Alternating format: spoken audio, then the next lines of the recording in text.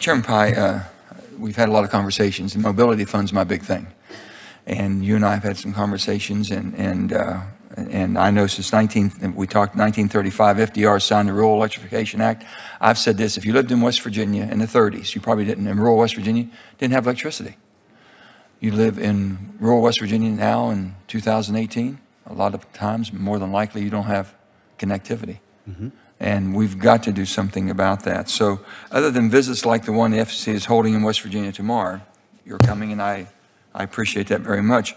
What else is the FCC doing to ensure state and local participation in the process that we need in this mobility fund? The mapping, I know that there's been some adjustments to the maps. Mm-hmm. Okay, do you think that has been accurate as far as what's done to date on our mapping? So, Senator, with respect to the first piece, state and local, we've made sure that we include state and local entities as part of the challenge process.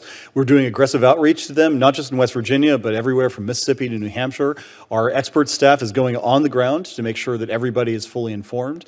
Additionally, they've done a webinar, which has been very well received, not just from governmental entities, but from small carriers and consumers to educate them about the process.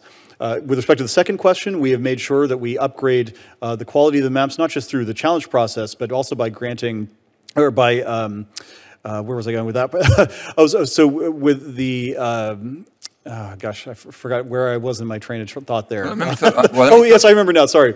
So the staff has done another run of the maps to make sure that we also produce a secondary map that identifies area where there's only one unsubsidized competitor, so that is an area that is more likely to be. Right now, we're just 3 months away from the deadline, right? I believe that's correct. 3 months, yeah, okay. Like and I'm concerned, but by the time the state and local government entities can figure out the challenge process, they're having a hard time with this right now. It's going to be too late. And the money is absolutely critical for this to be done and needs to be started now. So I would ask, do you have any data on how many challenges you've received so far? I don't know the specific number, but I'd be happy to get that to you if it'd be helpful. I know that. Very helpful. Yeah, I understand your concern. That's part of the reason why. We're having a meeting in West Virginia tomorrow morning. I'm going to go back, and I think you all are coming. I appreciate that very much. Yeah. These are things I think West Virginians want to know. And I've been telling most of southern West Virginia, my areas hit the hardest, and some of the most rural areas, the most difficult terrain that they can expect, because I bet kids can't do homework. You know, when you have parents driving their children to sit in front of the school to do their homework, something's wrong. In 2018, in the United States of America, something's wrong. And that's the reality I'm dealing with, okay? So tomorrow they're going to want to know, do we have a pathway forward? What's the plan? What's the time element?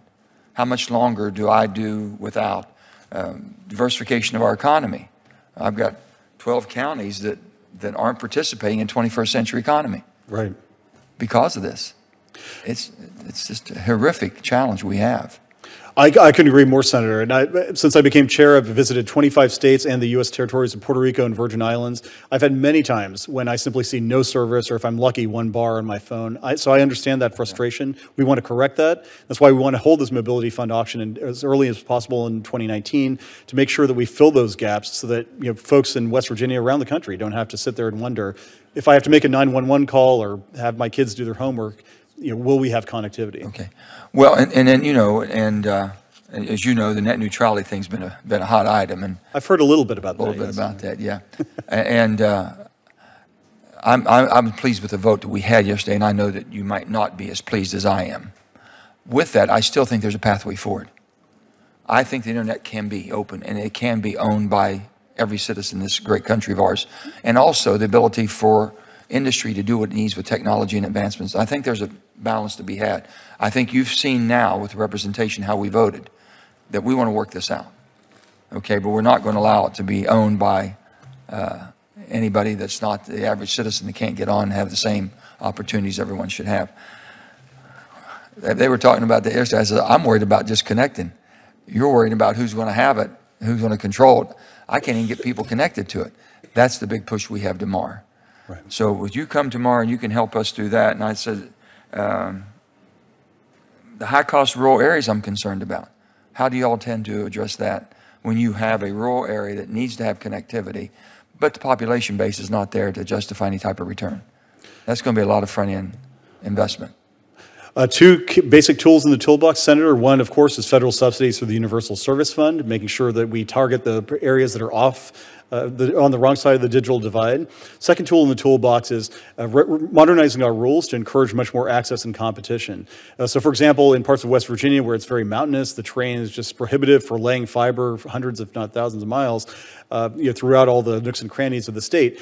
Maybe there's another option, fixed wireless or satellite. And so we've approved the next generation of satellite constellations that could provide speeds and prices that are comparable to what you would get from a terrestrial provider.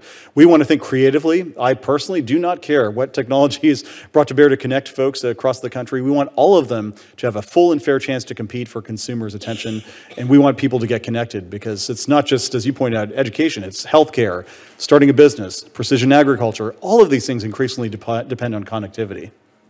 Thank you, Mr. Chairman.